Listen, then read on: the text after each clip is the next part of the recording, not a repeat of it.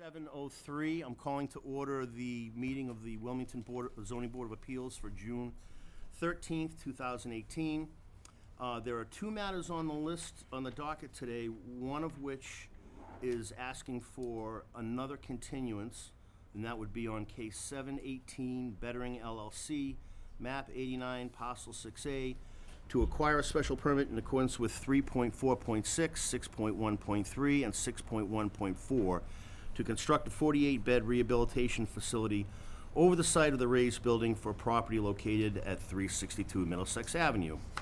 Now, apparently, just to enlighten everybody about the course of the history of this particular matter, at the first meeting, the applicant indicated that he, on behalf of his client, was willing to waive the constructive approval process, which we didn't want, obviously. We wanted him to waive it.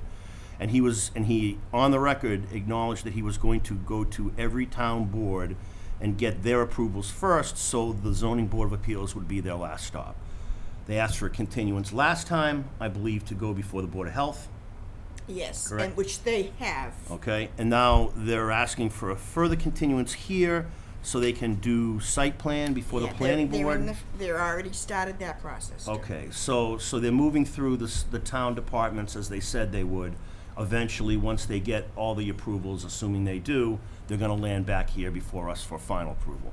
So they're asking for a continuance, and it would be to our meeting on Wednesday, August 8th. Now, the planning board, Tony, meets the meeting the night before? I think the night before, so we probably have a little bit more information. Okay. Shelley doesn't, it's not the Board of Health that does the approval, it would be Shelley who when she gets the plans in, she would be the one that would Okay. be looking at it. So Okay. we'll probably have a little bit more information and a little bit more input from other departments by August. So this continuance was not unexpected. It's routine, given the way that they want to present it before us. I will entertain a motion, if anyone's willing to do so, to continue the matter until August 8th, 2018. I'll make a motion to continue the application requesting continuance to August 8th. That is case 7-18. Okay, do I have a second on that? Second. We have a motion and a second. All those in favor? Aye. Aye, and that matter will be continued to August 8th. Now, Tony, if there's any further developments along those lines or something else? I've been posting it on the website. Okay. I have an email of everybody that's shown an interest. Yep. I have a group email of all the people. And it's on the public website? And it's on the public. I keep, whatever I get, they get. Okay, all right, well, that's fine. That's then Yep. continued to 8/8. And the next matter on the docket is case 1218, Reading is from Municipal the Light planning Department, map R2, parcel 23C, to acquire a variance from the standard dimensional regulations, table 2, section 5.2.1, for a lot having insufficient area for an electrical substation for property located at 326 Ballardvale Street. Hi, how are you? Good evening, Mr. Chairman. Come on up. Why don't you introduce yourselves? We'll get your names on the record and let us know what you're looking for and how we can possibly accommodate you. Thank you for having us. My name is Amy Quessel. I am with KP Law. We represent the Reading Municipal Light Department. With me is Drew Garvin from Meridian Associates. He's the engineer on Okay. this. Could you spell your last name? I can. KWESELL. Oh, boy. KWEE. It was nothing like you thought, was it? I thought it was a cute Yeah, I name. know. Everyone does. So, Mr. Chairman, if I may, we just fill you in a little bit on what we're looking for. We're seeking a variance from the lot size requirement in the highway industrial zoning district. The lot size, the required is 80,000, and we are looking for 66,655. And we are here for a variance, and we do feel that we meet the variance requirement under section chapter 40A, section 10, and also under the Wilmington zoning bylaw, section 10.6. The reason being is because the Reading Municipal Light Department has been serving Reading, North Reading, portions of Wilmington, and portions of Linfield. They need to increase their load, and this is essentially in that general vicinity. That's the only area that they can place this substation. And so they did an extensive search looking for properties that they could put this on, and this was the only property that could be subdivided where the existing building, there's a large existing building on the property. We need to keep that building conforming. And so in order to keep that building conforming, particularly with the lot coverage, the size of the subdivided lot has to be reduced. And so therefore, we feel that we meet the first element of a variance is because it's circumstances relating to the soil conditions, shape, or topography. And here we have shape, and it's because we need to keep the existing building conforming. Under Massachusetts state law, you cannot create a non-conforming. If there's an existing building, you can't make it non-conforming. And there's a hardship here under the second prong. There's a hardship here because this is the only vicinity that we can place this substation in.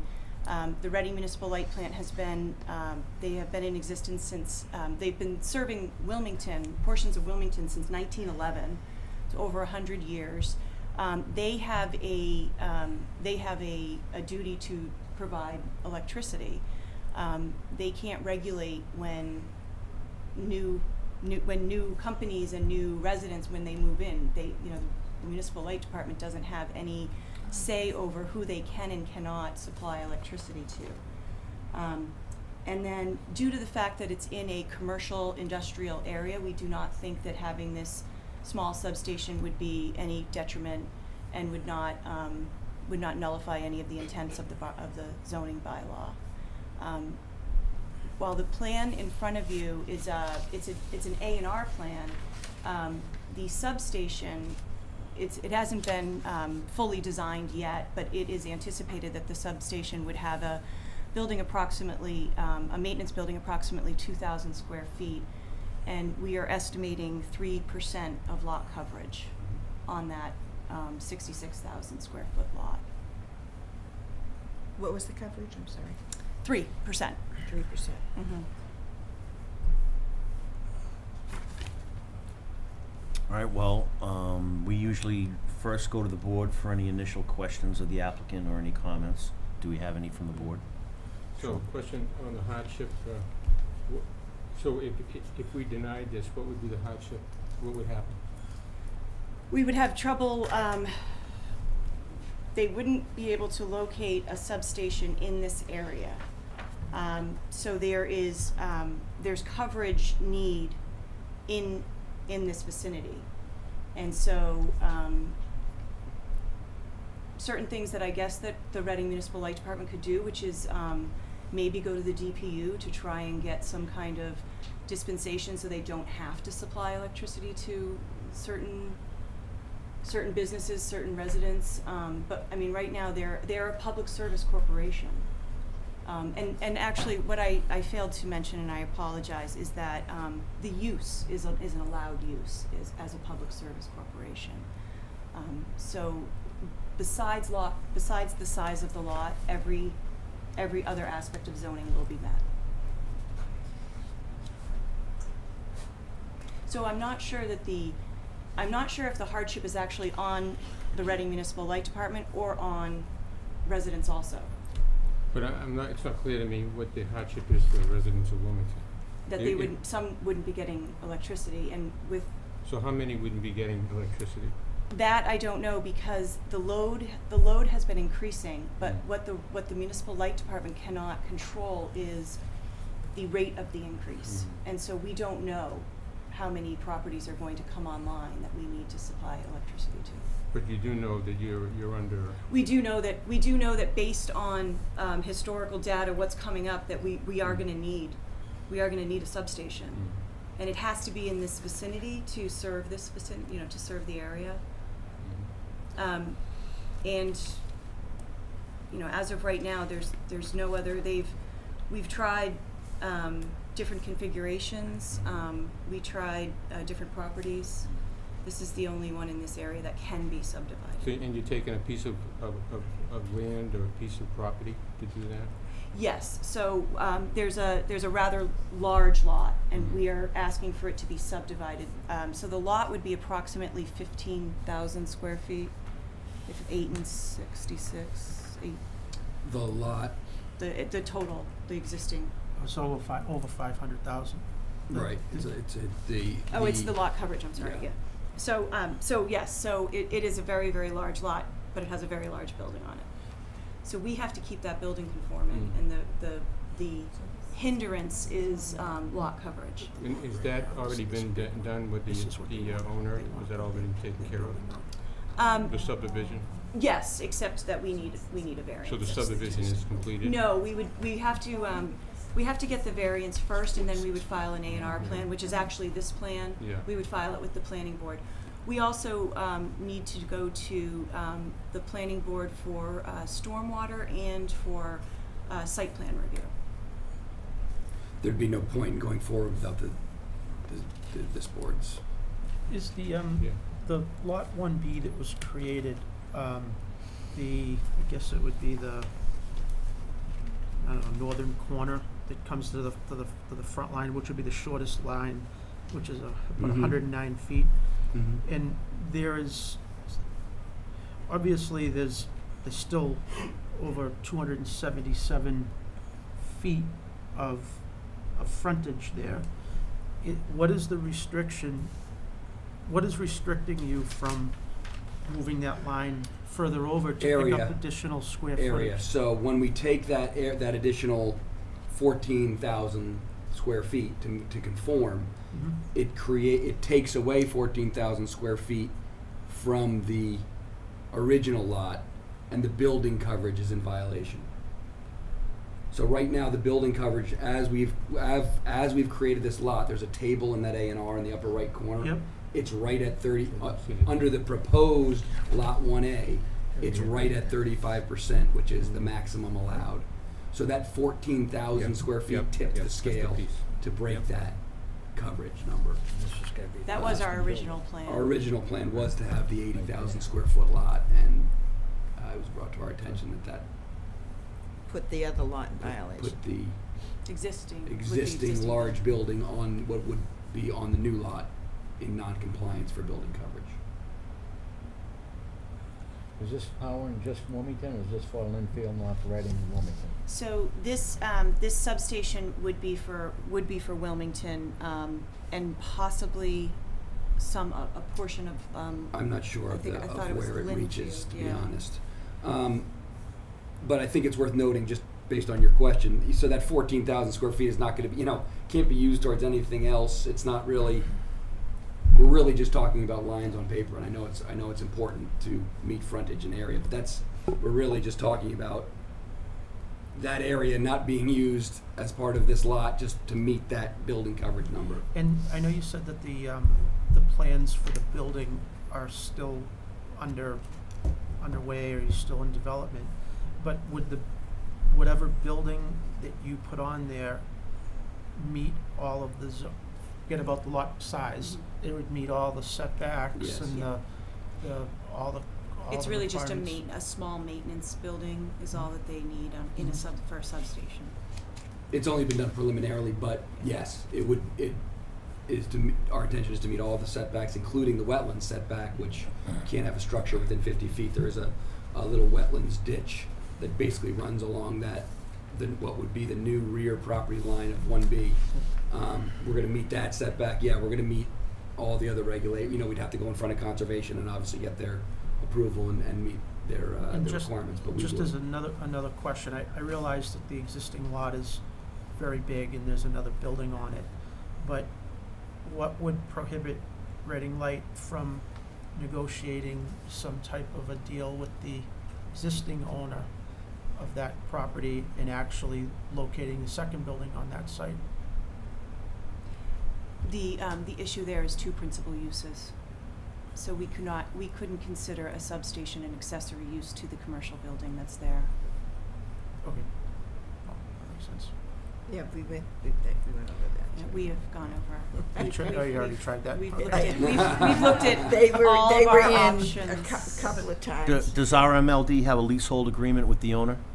I don't think they do yet because we're starting with the zoning board of How we and I know this is speculation, but how long would a standard lease run on something like this? Oh, I'm sorry. I think that they're They have a letter of intent, is Yeah, that what it's called? yeah. With the owner, I mean, the owner's obviously aware, they have a negotiated letter of intent, to go forward with this. Obviously, if we don't get the necessary permits waivers, then What's the standard leasehold that arrangement? I don't know. I'm assuming it's a ground lease, so it's 99 years Okay, if they do not purchase it. okay. Oh, so the. So if it's leased, it's 99 years. If it's a ground lease, which usually utilities- Correct, correct. Let's just make it clear for the record. RMLD doesn't own this property. Not right now. It's an LLC, which you anticipate, you have a letter of intent, you anticipate getting into some ground lease with the LLC. Correct. Or an outright purchase. We're not sure. Okay. Okay. So once we can't do any of that until there's an A&R plan on record. Anybody else have any questions before I go to the gallery? Anybody? I should also just mention, just to get this out of the way as well, that the planning board in their meeting on June 8th considered this particular application and voted unanimously to recommend approval. Considering the special siting requirements and the nature of the proposed use as a public utility, granting the variance seems appropriate. So planning board voted unanimously to approve. Anybody from the audience wish to be heard on this particular matter? Meridian card. Nope. Going once, going twice. Public hearing is closed. We'll kick it back to the board. Any other further questions, comments, or would anyone care to make a motion? Well, I'll just make a comment. I mean, it's an industrial area. I know we'll reach for a legitimate hardship, which we always do, but I mean, I think if ever there's a, case that would warrant a variance, this to me seems like an appropriate use, and it is for the public good, which I think is what we're here to try and keep in mind. So that's my feeling on it. Fair comment. Anyone else? Anyone care to make a motion?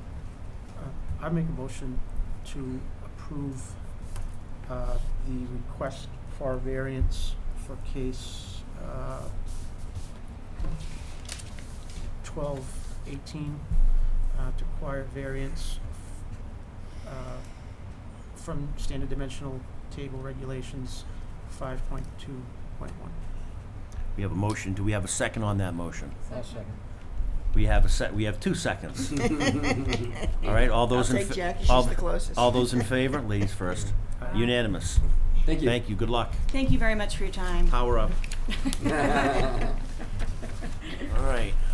I believe that concludes the docket, the matters that were on the scheduled docket. Do we have any administrative matters that we need to tend to, Tony? If you could sign this for today, Yep. tonight. Thank you. I don't have to hunt you down. You're welcome. And this here is, that's the minutes. We have the minutes from May 9th. Okay, who is present? Let's see, Dan, Tom, Tony, Jackie, and Raymond. You were Full all complement here. of members. So do we Yeah. have a motion to approve the minutes of May 9th, you said, Tony? May 9th. May 9th. Second. Mo- Motion made, seconded. Who made the motion? I'll make it. I'll second it. Jackie made it and Ray seconded it. J.S. Ray L. Second. All those in favor? Aye. That would be unanimous. Minutes are approved. Okay. Anything further administratively? No, that was it. I said I had all the stuff ready like last week because I was taking a couple of days off and I didn't want to be crazy when I got back. What's the docket look like for next month? Guess what, guys? No You all meeting. have a vacation. Rock and roll. All right, so there Have will a be no vacation. there will be no scheduled meeting for No. July. Someone was gonna try to get in today. I told them the deadline was at 4:30. Bingo. Tony, No one when is came. when is the, it would have been last night, but when is the next planning board I meeting that believe the it's betterment would be on? it's the night before our meeting. So that first week in July, or second week in July would be the, Oh, yeah. so that Bettering LLC will be in front of the planning board on that night? More than likely. I'm assuming. I know that they've applied, and I know that Shelley's still waiting for a new No, septic I wanted plan, to, so. I think I might just go sit in the audience for that meeting. I just wanted to know. Just to if I'd be kind there. of see what's going on. Yeah, I'd like to see. a lot of the butters, like I said, I've been keeping the emails and stuff like that. And if I get 2 or 3 asking the same questions or going over like the traffic report, I said, you know what? I'm not going to answer 3 different people. Why don't you just post everything online? I do. Just, and just then I refer them to the emailed them and website. told them it's online. Right. This is, I mean, it makes it easier, it prevents people having to call, pick up the phone, just lay it out. and a lot of them that don't have access, I told them, I put everybody on this one big group email. Right. That talked to me or was back and forth with me about this stuff. Right. So now when someone asks a question and I'm getting 2 and 3 people asking the same question, I just sent it out to all of them. Perfect. This is it. Perfect. Great. Well, So that was no a one's quick meeting. getting- Yeah, Do I have a motion to adjourn the meeting? that's what I do. Motion. We have, again, 2 motions. Any second? Second. We have 1 second. Motion to adjourn. All those in favor? Who did the motion? Aye. Meeting is adjourned. Adjourn. Right, Tom? You got it.